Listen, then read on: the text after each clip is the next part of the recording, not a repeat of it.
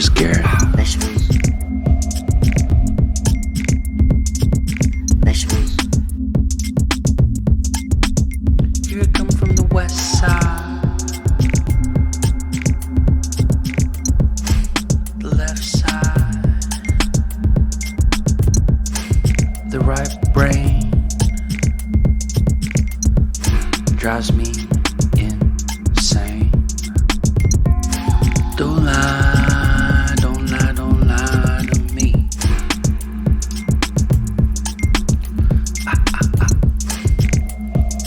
Don't fry, don't fry, don't fry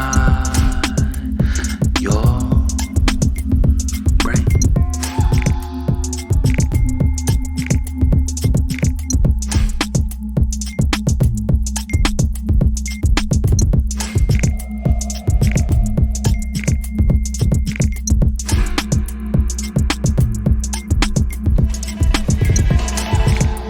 More carrots.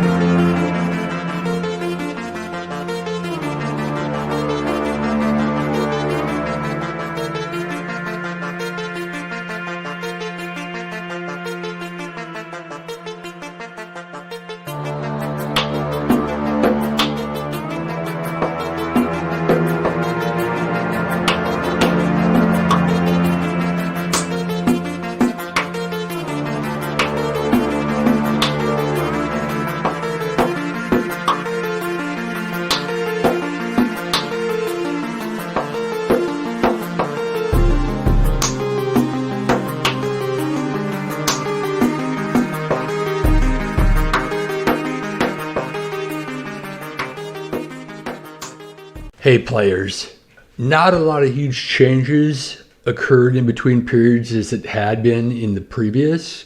It's nice to have a break, a moment of stability.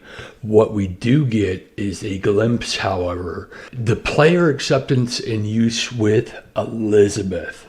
And she is a bad mama.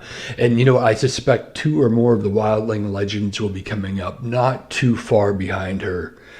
I'd like to revisit the notable legendary tanks of the past. Obviously, Ares, who changed the game, and Guinevere, who took control of it.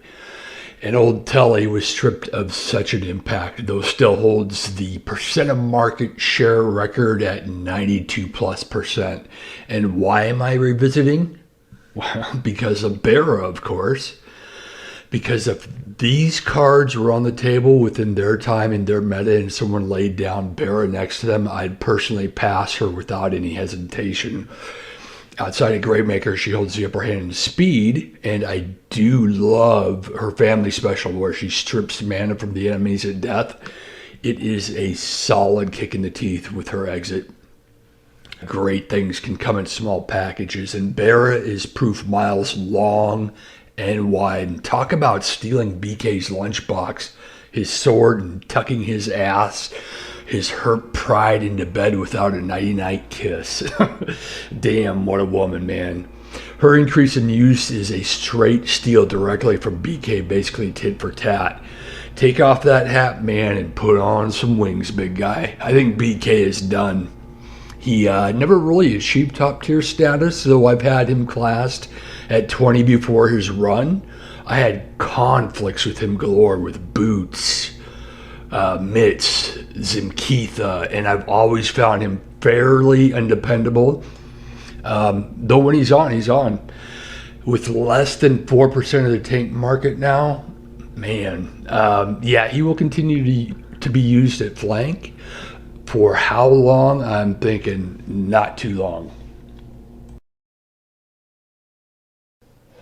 I observed Sif's tank use shoot through the roof toward the end of the collection process in the prior period in review. In that moment in time, I didn't realize how or why. The end of the global public beta for raid formations clued me in. Her use dropped like dead weight immediately following the shutdown of the raid formations testing. Now that the raid formations have returned and are now part of the production release, her use has shot up again. I'm going to say that much of her share of the holy tank market is attributable to this reason specifically, raid formations. Let's take a look at why briefly for some of you that may not be aware. Both double and reverse double formations provide the tank position the ability to extend any caster plus nearby buffs and effects to the entire formation. And what makes Sif so special is her special skill set. The full trinity of skills fall within the caster plus nearby realm, playing into the gold mine the formations provide for such a hero. She basically increases her usability 40% with full AoE as a tank in these two formations, thus her high use amongst them. So such a hero being captured, or should I say collected for data purposes, it would be misleading to publish her percent of the market share without disclosing the percent of formations use within them. I say this being prior to formations, the data was fitting for essential considerations without debate in most cases, especially in my mind and from my perspective and experience. Definitely her prowess and power increase is limited to the double and reverse double formations on raids. It doesn't transcend to any other part of the game. Thus, guys, I've added raid formations into the data collection process to clearly make the distinction in feature reporting as needed. Now, the raid formations have literally opened the door of potential for other heroes within our decks having similar traits to be considered for their advantages. Ares is a hero of the past I'd put to rest in the present. These two formations, however, benefit him immensely, having a trinity of caster plus nearby skills. He gets a 56 attack increase, 36 crit chance, and 720 HP regen all over 4 turns, and all for the entire team in those two formations at tank. I've already begun classing him back up and shut down my alchemy lab in favor of converting that piece of real estate into the Hero Academy. I had intended on never opening it. The formations have convinced me it's worth checking into in a great amount of detail. Another top choice legend would be Zulag. 612 HP regen, plus 46 defense, plus 74 defense against special skills. Now those are all over 4 turns for the entire team when she's in the tank position in those two formations. I would say without a doubt the top choice epically would be Brynhild. She brings to the table 4 specials with the caster plus nearby advantage in the 2 double formations. Immediate 37% heal recovery, immunity to buff dispels, plus 74 defense against special skills, and plus 24 mana generation all over 3 turns for the entire team when she's a tank. Now what you got to realize, guys, is that the opposite effect occurs in these formations as well on the enemy side. Instead of the requirement being the allies, it's the enemies. For example, Hell attacking your tank with a hit has the ability to disable your entire team from gaining mana. This new provision, however, only applies to the raid defense, guys. Don't forget that. Not any other part of the game. Now, given this information regarding caster plus nearby potentialities, it's possible you may have an alternate or better tank in your deck for raid defense.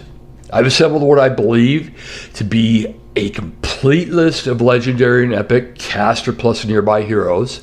Some only have one of their special skills that qualify, however. Sometimes they cross over both offensively and defensively per se, so their use value will be minimal in terms to consideration of using them for this purpose. I had marked the 3 ninjas specifically to address them later. Shale and Jade turned out to be pretty much fair disappointments overall in the ninja family. The use of any of these 3 in the double and reverse double raid formations turns their 3 charge being available in 2 charges when they're tanked. Garnet has been on my bench waiting for a ring for a long time, and observing, I was seeing her top shelf life slip. This gives it a little bit of an extension for sure. So back on the point of Sif. So I would say Ares, Zulag, and Sif, as well as Brynhild as an epic, in the overall effect gains for raid defense formations are the ones to consider. On the flip side, Evelyn is huge. And we also have Gravemaker, Clarissa, Hell. They're all strong. Athena could possibly be included there as well. And then for the epics, Mist, epic. Buddy's a duel. Gadaris is a duel. And the 3 ramming Pulverizer heroes, Gormit, Grim, and Tibbs, all benefit well. Those 3 become immediate damage AoE hitters that cast minus 34 defense down to the entire team opponent, lasting 6 turns. So I have determined after some further review there are actually more heroes benefiting from the target plus nearby than there are for the caster plus nearby in the raid formation, which is kind of funny. Coming back full circle to round things out, we're all familiar with the standard formation, but what is the advantage with the reverse? Now, being most of my due diligence was with the doubles, I reached out to a friend. The left side, the right brain. I look fairly deep into the data collected at times, being its random nature, length of time, as well as time of collection and collection sources. It has remained extremely accurate once the horizon line was established. So I don't discount such observances as I'm sharing here. It could very well materialize, and actually I would say odds are in its favor. Odin and Frigg's decreases and their use increases shifting positionally left indicate player acceptance of Elizabeth's prowess and power, having a positional preference in defensive formation of right flank. Now, Odin and Frigg nearly doubled their use percentile in what was previously not their ideal or advantage preference defensive positions. Left wing for Frigg and left flank for Odin versus what is clearly still their current optimal or favored positions, left flank Frigg and right flank Odin. Costume Marjana is now on the move as well to acquire a market share of the right flank and right wing. Raid War 3 Ian Peeps, it is here. This year you don't have to have a free Titan Mafia users account to register or participate in the event. And any of you who feel they have less than fair odds to place in the top 10 of the event, here's some great news for you. You have 3 chances to receive an 800% return on your registration fee. Odds of winning are great, from 1 in 130 to 1 in 250 for each of the 3 live stream RNG raffles. Player, don't miss out on this amazing experience, potentially the most fun you will ever have playing EMP with your peers and competitors.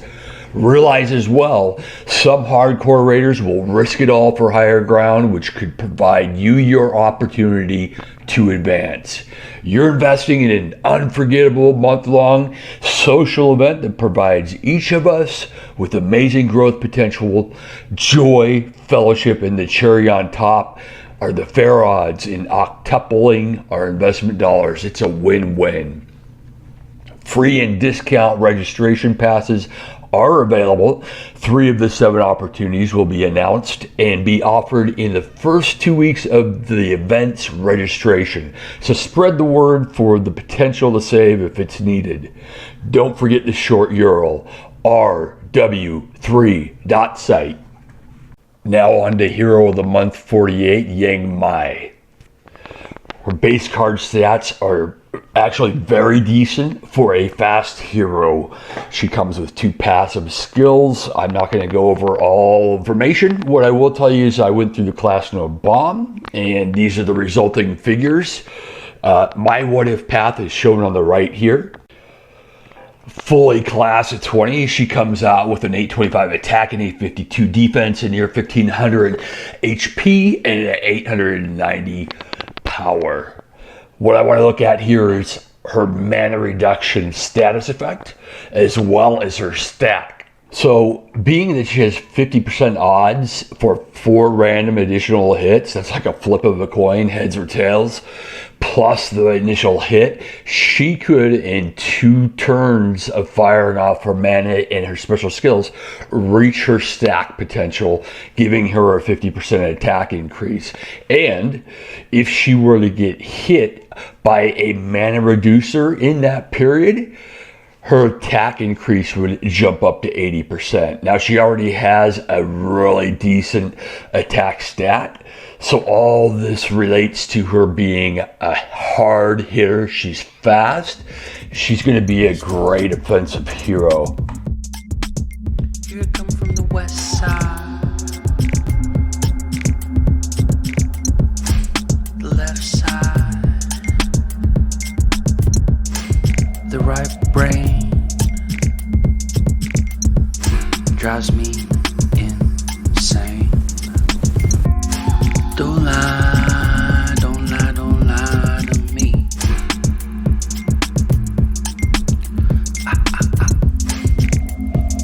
Don't fry, don't fry, don't fry your brain.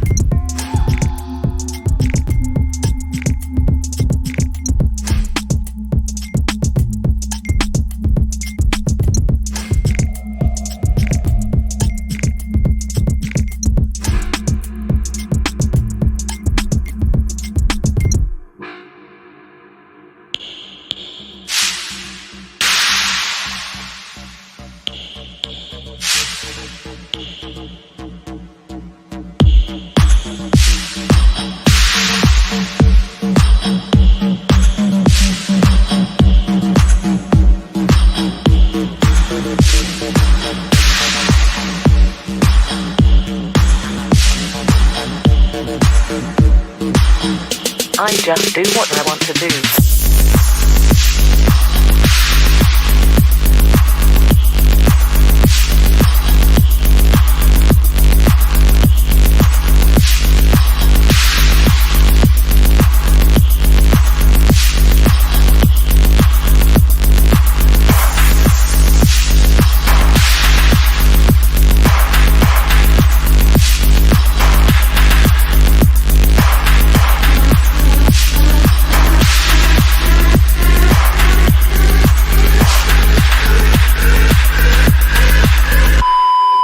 And nothing can stop me.